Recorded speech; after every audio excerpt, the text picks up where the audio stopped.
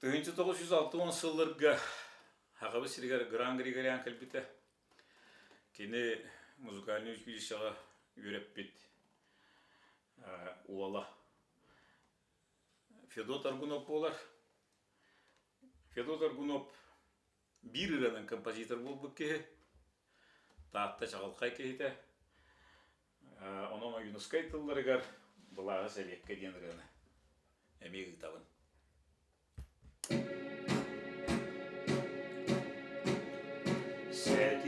Setti stiri kyränä kyyniger, serinän säteren vuotunan uvajan, siriä yrdynän, sillelä koloru, silleren bolloron, ytıllan tağısta barbar, vattamı,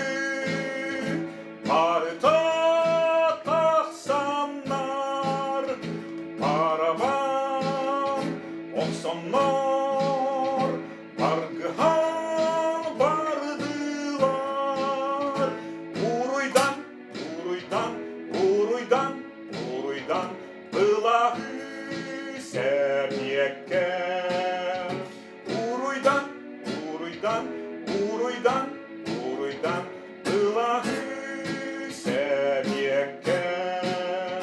karahan olmakta kapıtan oğluğun, kapkınar kaparda kansalın kayıdın, tıkkınar tüttürde günükte türmedin, günleri ıtıyan göçekti gödütte barbar battamın barda tahsanlar baraban oksonlar bargıhan bardılar uruydan uruydan uruydan uruydan ılahı sepiyekke uruydan uruydan uruydan uruydan ılahı sepiyekke.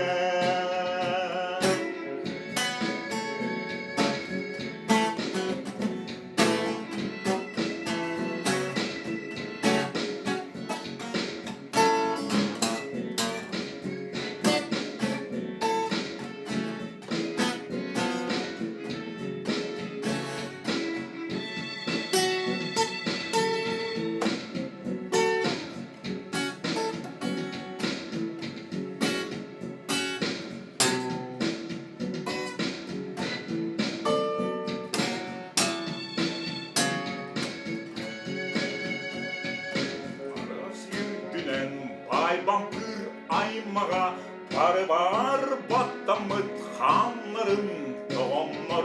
umuaqtaq etterin